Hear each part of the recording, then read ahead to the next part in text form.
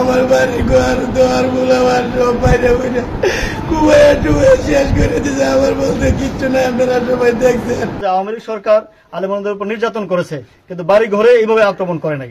এটাও আমাদের জন্য অত্যন্ত, আমার মনে হয় যে এই সমস্ত লোকগুলো আওয়ামী সঙ্গে এদের সঙ্গে যুগ সাজস এবং এদের মন মানসিকতা এরা চলে। রেনু মিয়া থার দল নিয়ে ডাক দিয়া চতুর্পাশ দিয়ে খুবাগাবি শুরু করছে। তখন আমি বাচ্চারা নিয়ে কান্নাকাটি করে ঘর থেকে বাইরে হতে চাই।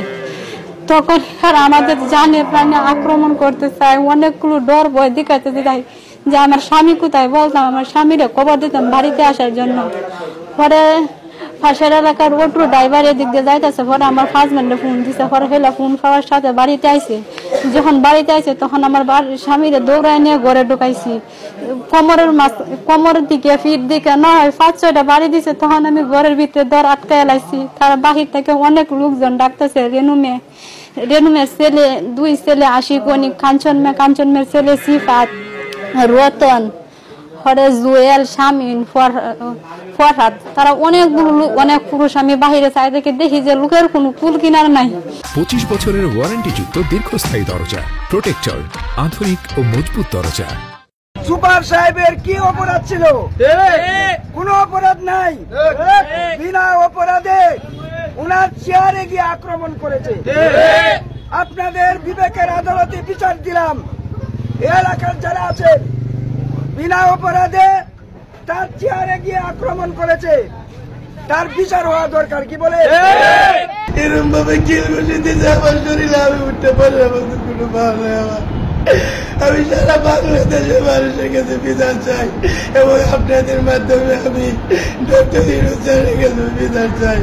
আমার কি অপরাধ? আমাকে কিসের জন্য মারতে হয়েছে? আমার জানার তো কোনো অপরাধ নাই। একজন শিক্ষক, আমার প্রাক্তন ছাত্র হিসেবে আমি শিক্ষকের পাশে যাওয়া নাই আমার স্বাভাবিক। এটা যদি আমার অন্যায় হয়ে থাকে এটা আপনারা বিচার করবেন। বর্দি ইসলামিয়া দাখিল মাদ্রাসার সুপার আব্দুল খালেক সাহেব গত 8/4/25 তারিখে মাদ্রাসা খোলা হয়। ঈদের ছুটির পরে খোলা হলে ওই দিন ওনার অফিস পক্ষে উনি কিছু লোক দ্বারা লাঞ্ছনার শিকার হয়েছেন, কিছু অপ্রীতিকর ঘটনার শিকার হয়েছেন। এই খবরটি আমরা পাওয়ার পরে আমরা ঘটনাস্থলে পুলিশ প্রেরণ করি এবং এই বিষয়ে ইতিমধ্যে ওনার একটা অভিযোগ আমরা পেয়েছি। এই অভিযোগ আমরা তদন্ত করছি। তদন্ত সাপেক্ষে আমরা আইনগত ব্যবস্থা গ্রহণ করব এবং এই ঘটনার প্রেক্ষিতে ওই মাদ্রাসারই আরেকজন শিক্ষক আনিসুর রহমান, ওনার বাড়িতে গতকালকে সন্ধ্যার সময় হামলা হয়েছে, এরকম আরেকটি সংবাদ পাওয়ার সাথে সাথে সেখানেও আমরা ঘটনাস্থলে পুলিশ পাঠাই।